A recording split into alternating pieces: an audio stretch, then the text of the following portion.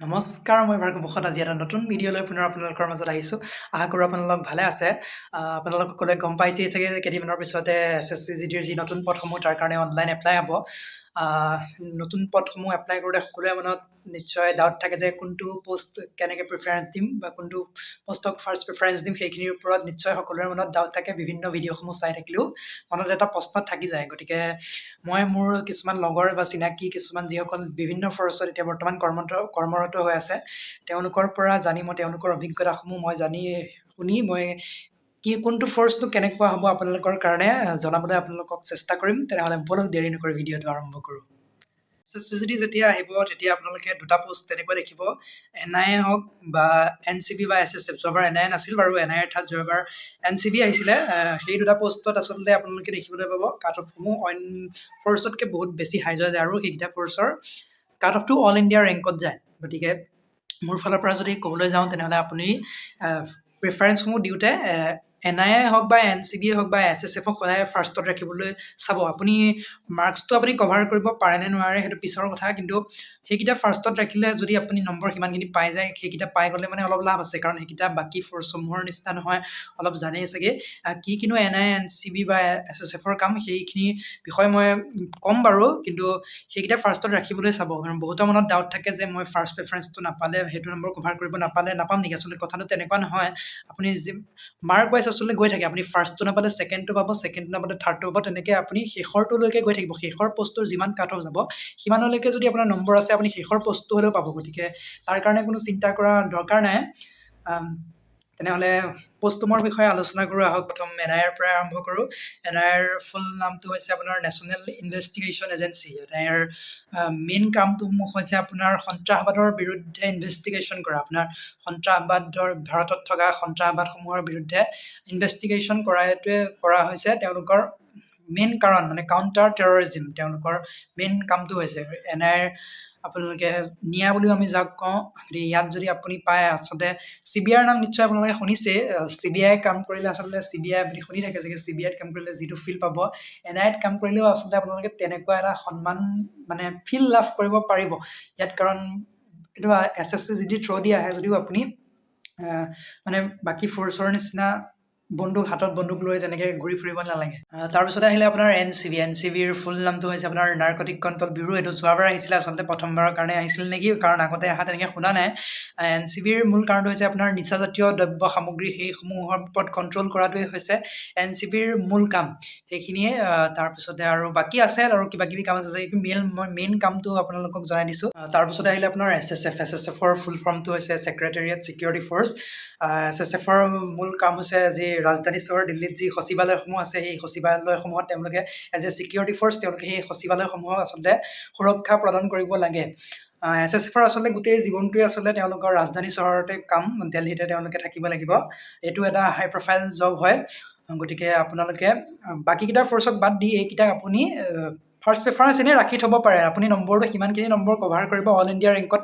যদি আপুনি number cover কৰিব পাৰে তেনেহ'লে ভাল কথাই, কিন্তু আপুনি নম্বৰ কভাৰ কৰিব পাৰে নোৱাৰে সেইটো পিছৰ কথা। কিন্তু এইকেইটা যিকেইটা মই ক'লোঁ, NI, SSF আৰু NCB আহে, দুইটা নাহিব চাগে, NI আৰু NCBৰ ভিতৰত যিকোনো এটা আহিব। সেইকেইটাৰ ভিতৰত আপুনি সেইকেইটা ফাৰ্ষ্ট বা ছেকেণ্ডত ৰাখি থ'ব পাৰে। তেনেহ'লে আৰু বাকী ফ'ৰ্চসমূহৰ বিষয়ে যিখিনিৰ ওপৰত আচলতে সকলোৱে ফ'কাছ কৰে, সেই ফ'ৰ্চখিনিৰ বিষয়ে আলোচনা কৰা হওক। প্ৰথমতে আলোচনা কৰোঁ CISFৰ বিষয়ে। CISFৰ নামটো আপোনালোকে নিশ্চয় শুনিছে, চেণ্ট্ৰেল ইণ্ডাষ্ট্ৰিয়েল ছিকিউৰিটি ফ'ৰ্চ। CISFৰ মেইন কামসমূহ হৈছে ভাৰতৰ যি ইণ্ডাষ্ট্ৰিসমূহ আছে, সেই ইণ্ডাষ্ট্ৰিসমূহক সুৰক্ষা প্ৰদান কৰা। সেইসমূহৰ উপৰিও ভাৰতৰ যি এয়াৰপৰ্ট আছে, দিল্লী মেট্ৰ', লালকিল্লা হওক, এনেকুৱা ভাৰতৰ যি মানে মেইন ইণ্ডাষ্ট্ৰি এৰিয়াসমূহক সুৰক্ষা প্ৰদান কৰাই CISFৰ মেইন কাম। আপোনালোকে বিভিন্ন ভিডিঅ'সমূহ যদি চাইছে ইউটিউবত, মানে মেক্সিমাম ভিডিঅ'তে আপোনালোকক ক'ব যে CISFৰ ৰিস্ক নাই। এইটো আচলতে সঁচা কথা। CISF 80% আপোনাৰ টাউন, 80 মানে 90% মানেই হ'ব চাগে টাউন এৰিয়াতে তেওঁলোকৰ ডিউটি পৰে। কিন্তু আপোনালোকে এটা কথা মনত ৰাখিব, এয়াৰপৰ্টত হওক বা মেট্ৰ'ত ডিউটি কিন্তু চবৰে নপৰে। যি ইণ্ডাষ্ট্ৰিসমূহ আছে, ইণ্ডাষ্ট্ৰিসমূহ জংঘলৰ মাজতো আছে। কিন্তু আপোনালোকে যদি জানিব, ছত্তীশগড় হওক বা ঝাৰখণ্ড হওক বা মধ্যপ্ৰদেশ, যি ভাৰতৰ যি চেণ্ট্ৰেল ৰিজিয়নটো আছে, তাত আচলতে নক্সালবাদৰ এটা খুব উপদ্ৰৱ চলি থাকে আচলতে। মই এটা ভিডিঅ' আগতেও বনাই থৈছিলোঁ আচলতে যেতিয়া আপুনি ফ'ৰ্চত আহিব ৰিস্কটো আপুনি থাকিবই আপোনাৰ ফ'ৰ্চত অলপমান হ'লেও আপুনি ৰিস্ক থাকিব মই এটা উদাহৰণ দিছোঁ এইবাৰ জাষ্ট পাছ কৰি ওলাই আহিছে এই যোৱাবাৰৰ CISF-ৰ হয় বৰ্তমান মোৰ চিনাকি আৰু তেওঁ বৰ্তমান ঝাৰখণ্ডত পষ্টিং আছে তেওঁৰ ওপৰত এনেকুৱা পোষ্টৰ নিচিনা এটা হেৰি থাকে ন পোষ্টৰ নিচিনা তাত উঠি পেলাই ডিউটি কৰি থাকে যে আপোনালোকে দেখিছে চাগে তেওঁলোকে আচলতে ডিউটিৰ কাৰণে 5,000 টকা দি চাইকেল এখন কিনি লৈছে এই যেতিয়া তেওঁলোক ওপৰত আছে চাইকেলখন তলত থাকোঁতে তাত আচলতে এজন মানুহ আহিছে চাইকেলখন লৈ চলাই পলাইছে মানে তাৰপৰা সি প্ৰথমতে ৱাৰ্ণিং ভাবিছে কোনোবাই এনেই ফটোৱামি কৰিছে তাৰপৰা তললৈ নামি আহিছে সিচোন আগবাঢ়ি গৈহে আছে সি তাৰপৰা যেতিয়া হুইচেল মাৰি চিঞৰিছে লগত পিষ্টল উলিয়াই 4টা গুলি মাৰি দিছে আৰু সি তেতিয়া মাটিত শুই পেলাইহে যেনে তেনে ভাবিছে ভাবক 5,000 টকাৰ কাৰণে তাৰ জীৱনটো শেষ হৈ গ'লহেঁতেন এই বস্তুটো আচলতে যি ৰিস্ক নাইকিয়া বুলি কয় সেই মই কৈছোঁ ভাৰতৰ যি ঝাৰখণ্ড ছত্তীশগড়ৰ এলেকাটো আছে তাত আচলতে অপেন পিষ্টল উলিয়াই গুলি মাৰি দিয়ে যিটো বস্তু আমাৰ অসমত তেনেকুৱা বস্তুটো নাই সেই বস্তুটো আচলতে সি সোমোৱা জইন কৰা এমাহো হোৱা নাই কিন্তু তাৰ লগত তেনেকুৱা এটা ঘটনা ঘটিছে গতিকে CISF-ত ৰিস্ক নাই বুলি কোৱাসকলে আচলতে কি ভাবি কয় নাজানো ৰিস্ক নাই যেতিয়া আপুনি এয়াৰপৰ্টত পৰিব মেট্ৰ'ত পৰিব চিটি এৰিয়াত থাকিব তেতিয়া আপোনাৰ ৰিস্কটো নাথাকে কিন্তু আৰু এটা কথা কওঁ CISF-ৰ মেইন ডিউটিটো হৈছে ভাৰতৰ ইকনমিক সুৰক্ষা দিয়া যে কোনো এখন দেশৰ ইকনমি যেতিয়া গ্ৰ'থ হ'ব তেতিয়া দেশখনে প্ৰগ্ৰেছ কৰে আপোনালোকে জানে আৰু আমাৰ যি শত্ৰু দেশ আছে চাইনাই হওক পাকিস্তানেই হওক বা আমাৰ যি ভিতৰতে যি সন্ত্ৰাসবাদসমূহ আছে ভাৰতৰ ইকনমিক ধ্বংস কৰিবৰ কাৰণে চেষ্টা কৰি থাকে কাৰণ এখন দেশৰ ইকনমি যদি ধ্বংস কৰি দিব পাৰে দেশখন অট'মেটিকেলি ধ্বংস হৈ যাব গতিকে CISF এনি টাইম হাই এলাৰ্ট হৈ থাকিব লাগে গতিকে আপোনালোকে নাভাবিব যে CISF-ৰ জবটো একেবাৰে সহজ জব বুলি আপোনালোকে নাভাবিব 12 ঘণ্টালৈকে তেওঁলোকে ডিউটি মাৰিব লগা হয় গতিকে সেইটো যোনে লৈ আছে এইটো ভুল ধাৰণা সোমোৱাৰ পিছতো চবেই কয় মোৰ ফ'ৰ্চটো বহুত ভাল আৰু এইটো মই এটা ল'ৰাৰ পৰা নহয় মই বহুত 3-4টা ল'ৰাৰ পৰা শুনিছোঁ সকলোৱে কৈছে যে বাহিৰৰ দুনিয়াখনে যিটো কৈ থাকে সেই কথাটো আপোনালোকে বিশ্বাস নকৰিব কিন্তু তথাপিও যদি কওঁ ৰিস্কৰ ক্ষেত্ৰত বাকী ফ'ৰ্চৰ তুলনাত CISF-ৰ ৰিস্কটো বাকী ফ'ৰ্চৰ তুলনাত বহুতখিনি কম আৰু আপুনি ফেমিলিও ৰাখিব পাৰিব তাত সেইটো একদম সঁচা কথা বাৰু তাৰপিছত আহিলোঁ SSBৰ ওপৰত SSBৰ ফুল ফৰ্মটো সকলোৱে জানেই চাগে সশস্ত্ৰ সীমা বল আচলতে যিসকলে অকণমান জানে বুজি বস্তুটো জানি বুজি লৈছে বা বিভিন্নজনৰ পৰা জানিছে তেওঁলোকে আচলতে CISF-তকৈ SSBক প্ৰথমত ৰাখে যোৱাবাৰো যদি আপোনালোকে চাই SSBৰ যি আনৰিজাৰ্ভৰ কাট অফ 99 পইণ্ট কিমান গৈছিলে পষ্ট কম আছিল বাৰু সেইটো সঁচা কথা কিন্তু আচলতে ইমান কাট অফ গৈছে আচলতে সেইটো SSBৰ গুৰুত্ব লাহে লাহে বাঢ়ি আহিছে SSBৰ ডিউটি আপোনালোকে জানেই চাগে ভূটান বৰ্ডাৰ আৰু নেপাল বৰ্ডাৰত পৰে দুইখন দেশৰ লগতে আমাৰ সম্বন্ধ কিমান এটা ভালেই মানুহে চকুৰ অপাৰেশ্যন কৰোঁ বুলিয়ে নেপাললৈ গুচি যায় আৰু ভূটানলৈতো আমাৰ বিভিন্নজন আছে চাগে ভূটানলৈ ফুৰি অহা দুইখন দেশলৈ ভিছা নোহোৱাকৈ আপোনালোকে গৈ থাকিব পাৰে গতিকে তেনেকুৱা এখন ভাল সম্বন্ধ থকা দেশৰ বৰ্ডাৰত ডিউটি কৰাটো আচলতে কোনো ধৰণৰ ৰিস্ক নাই তেওঁলোকৰ তথাপিও বন্ধুত্বৰ সুযোগটো লৈ পেলাই আচলতে অবৈধ বস্তু সৰবৰাহ হৈ থাকে তাৰ কাৰণে আচলতে SSB সদায় এলাৰ্ট থাকিব লাগে তথাপিও আপুনি ৰিস্কৰ কথা যদি কয় SSBটো তেনেকুৱা ৰিস্ক প্ৰায় নায়েই আৰু SSB এটা সুবিধা আছে আপুনি ছুটিসমূহ বাকী ফ'ৰ্চসমূহ যে আছে তেনেকুৱা সমানে আপুনি ছুটিটো পাব কিন্তু CISF-ৰ ক্ষেত্ৰত যদি কয় CISF-ৰ আচলতে ছুটিটো 45 দিনহে পায় বাকী ফ'ৰ্চসমূহে 75 দিন পায় যে CISF-ৰ ৰিস্কটো অলপ কম থাকে যদিও ছুটিটোও কম কিন্তু SSBৰ ক্ষেত্ৰত যদি আপুনি চায় SSBৰ আপোনাৰ ছুটিটোও বেছি আৰু ৰিস্কটোও কম গতিকে যিসকলে অলপ জানি বুজি পষ্টসমূহ চিলেক্ট কৰে তেওঁলোকে মই দেখিছোঁ CISF-তকৈ SSBক আচলতে ফাৰ্ষ্টত ৰাখে আৰু SSBৰ গুৰুত্বটো এতিয়া বাঢ়ি আহিছে আপুনি যদি 3-4 বছৰ আগৰ কথা কয় SSBক আচলতে কোনেও গুৰুত্বই নিদিছিলে মই কমেণ্টবিলাক দেখোঁ আচলতে অল ইণ্ডিয়া যি গ্ৰুপসমূহ থাকে SSCৰ তাত চবচে সস্তা বল বুলি আচলতে হাঁহে কিন্তু বস্তুটো যেতিয়া গম পাই আহি আছে তাৰ গুৰুত্বটো বাঢ়ি আহি আছে গতিকে SSBকো আপুনি প্ৰিফাৰেঞ্চত ৰাখিব পাৰে আগত আৰু এতিয়া লাহে লাহে অকণমান এডভেঞ্চাৰ থকা ফ'ৰ্চসমূহৰ বিষয়ে আলোচনা কৰোঁ প্ৰথমতে আলোচনা কৰোঁ আছাম ৰাইফলছৰ বিষয়ে আছাম ৰাইফলছৰ বিষয়ে মই আচলতে এটা ভিডিঅ' বনাই থৈছিলোঁ আপোনালোকক ডেছক্ৰিপশ্যন বক্সত মই লিংকটো দি দিম আপোনালোকে চাই ল'ব পাৰিব জানেই আছাম ৰাইফলছৰ ডিউটি অকল নৰ্থ ইষ্ট এৰিয়াত হয় আমাৰ লোকেল এৰিয়া নিচিনাই আৰু আছাম ৰাইফলছৰ আপোনালোকে জানেই মিনিষ্ট্ৰি অফ হোম আৰু মিনিষ্ট্ৰি অফ ডিফেন্স দুইটা আণ্ডাৰতে আছে ইয়াৰ যি অপাৰেশ্যনেল কণ্ট্ৰল সেইটো ইণ্ডিয়ান আৰ্মিৰ হাতত আছে আৰু আপুনি ড্ৰেছৰ পৰাই হওক বা কেণ্টিন ফেচিলিটি সেই ইণ্ডিয়ান আৰ্মিৰ ফেচিলিটিসমূহ আপুনি আছাম ৰাইফলছত থাকি লাভ কৰিব পাৰিব গতিকে আপোনালোকৰ যদি ইণ্ডিয়ান আৰ্মিত যোৱাৰ সপোন আছিল নিশ্চিত ৰূপে আপোনালোকে আছাম ৰাইফলছত প্ৰিফাৰেঞ্চ আগত ৰাখিব পাৰে বাকী বেছি বহলাই নকওঁ কাৰণ মই এটা ভিডিঅ' বনাই থৈছিলোঁ আপোনালোকে চাই ল'ব তাৰপিছতে আহিলোঁ ITBP লৈ। ITBPৰ ফুল ফৰ্মটো আপোনালোকে জানেই চাগে, ইণ্ডো টিবেটান বৰ্ডাৰ পুলিচ, যি আমাৰ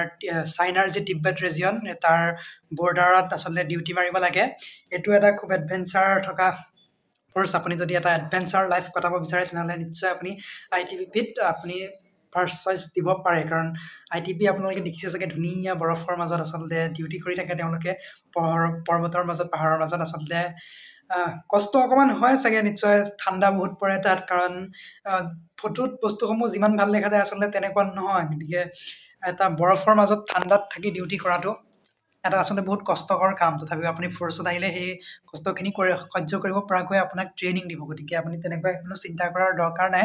আপুনি যদি এটা সুন্দৰ এডভেঞ্চাৰ লাইফ কটাম বুলি ভাবিছে, নিশ্চয় আপুনি ITBP ফাৰ্ষ্ট চইচ ৰাখিব পাৰে। তাৰপিছতে আহিলোঁ BSFৰ ওপৰত। BSFৰ বিষয়ে নজনা খুব কমেই আছে, নায়েই চাগে BSFৰ বিষয়ে নজনা কোনো। আপোনালোকে বৰ্ডাৰ মুভিখন নিশ্চয় চাইছে, তাতে থকা সন্দেশ ইয়াতে গানটো লগাই লগাই ফিল্ডত আচলতে ল'ৰাসমূহে যুঁজ গোটাই থাকে। গতিকে BSFৰ আচলতে মেইন কামটো নিশ্চয় জানে, পাকিস্তান আৰু বাংলাদেশ বৰ্ডাৰ যি আছে সেই বৰ্ডাৰসমূহ সুৰক্ষা প্ৰদান কৰা। শান্তিৰ সময়ত আচলতে BSFে বৰ্ডাৰত ছিকিউৰিটি দিয়ে। শান্তি বুলি কয় যদিও পাকিস্তানৰ ছাইডৰ পৰা কেতিয়াও শান্তি নাহে, আপোনালোকে জানেই। গতিকে BSFো খুব এনি টাইম সতৰ্ক হৈ থাকিব লাগে তেওঁলোকে ডিউটিৰ টাইমত। আৰু যদি চাবলৈ যায় BSFৰ ডিউটিটো অলপ কষ্ট বুলি ক'ব পাৰি আচলতে, কাৰণ শুনামতে মোৰ লগৰ এজন আছে 12 ঘণ্টালৈকে ডিউটি পৰে। আৰু যিহেতু জানেই মৰুভূমিৰ মাজত বৰ্ডাৰসমূহ আছে, যেনেকৈ ৰাজস্থান হওক, গুজৰাট হওক, তাতে অলপ গৰম পাব। তথাপিও আপুনি যদি আপোনাৰ মাজত ইমানখিনি যদি আপোনাৰ জুনুন আছে, তেনেহ'লে আপুনি নিশ্চয় ফাৰ্ষ্ট প্ৰিফাৰেঞ্চ BSF দিব পাৰে। তাৰপিছতে আহিলোঁ CRPF, central reserve police force, যাক আচলতে এছিয়াছ বিগেষ্ট পাৰামিলিটেৰী ফ'ৰ্চ বুলিও কোৱা হয়। ইয়াত আচলতে 3 লাখতকৈও অধিক সৈনিকৰ সংখ্যা। যিদৰে এইটো এটা বহুত ডাঙৰ বল, সেইমতে ইয়াৰ কামো যথেষ্ট সংখ্যক বেছি, কাৰণ বিভিন্ন কামসমূহ আচলতে CRPFে লৈ থৈছে ভাৰতৰ বিভিন্ন কামো, যিহেতু নামটোৱে হৈছে চেণ্ট্ৰেল ৰিজাৰ্ভ পুলিচ ফ'ৰ্চ।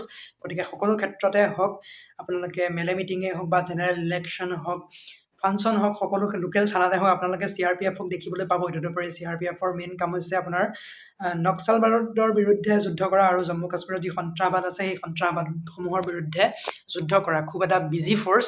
আৰু আচলতে আপুনি যদি ইমানখিনি কাম কৰি ভাল পায় আচলতে, তেনেহ'লে নিশ্চয় আপুনি CRPFক ফাৰ্ষ্ট প্ৰিফাৰেঞ্চ ৰাখিব পাৰে। আৰু আপোনালোকে জানেই চাগে CRPFৰ পৰা কোব্ৰাত যাব পাৰি সকলোৰে। এইটো কাৰণেই আচলতে CRPFত ফাৰ্ষ্ট প্ৰিফাৰেঞ্চ দিব বিচাৰে, কাৰণ তেওঁলোকৰ কোব্ৰাত যোৱাৰ এটা সপোন আছে। গতিকে আপোনালোকে কোব্ৰা যদি ভাল পায়, তেনেহ'লে নিশ্চয় CRPFক ফাৰ্ষ্টত ৰাখিব পাৰে। তদুপৰি CRPFৰ এটা স্পেচিয়েলাইজড উইং আছে, যাক ৰেপিড একশ্যন ফ'ৰ্চ বুলিও কোৱা হয়। সেইটো আপুনি CRPFৰ পৰাই যাব পাৰিব। তেনেহ'লে আজি মই যিমানখিনি মোৰ লগৰ বিভিন্ন বন্ধু বা চিনাকি বিভিন্ন ফ'ৰ্চত কৰ্মৰত হৈ আছে, তেওঁলোকৰ পৰা জানি হওক বা মই নিজে যিমানখিনি জানো, সিমানখিনি আপোনালোকৰ মাজত জনাবলৈ চেষ্টা কৰিলোঁ বিভিন্ন ফ'ৰ্চসমূহৰ বিষয়ে। আশা কৰোঁ আপোনালোকে ফ'ৰ্চসমূহৰ বিষয়ে নিশ্চয় জানেই, তথাপিও মই যিমান দূৰ জানো সিমান দূৰ আপোনালোকক জনাবলৈ চেষ্টা কৰিলোঁ। আপোনালোকে নিজৰ পচন্দ অনুসৰি বা নিজৰ ভাল লগা অনুসৰি পষ্টসমূহ চিলেক্ট কৰি ল'ব। আশা কৰোঁ আপোনালোকে নিজৰ ভাল লগা অনুসৰি, নিজৰ পচন্দ অনুসৰি পষ্টসমূহ পাব। তাৰ কাৰণে আপোনালোকে প্ৰস্তুতি চলাই থাকক ধুনীয়াকৈ। মোৰ কথাখিনিয়ে অকণমান হ'লেও উপকাৰ হ'ব বুলি মই আশা কৰিছোঁ। আৰু তেনেহ'লে আজি ভিডিঅ'টো ইয়াতে সমাপ্ত কৰিছোঁ। ধন্যবাদ।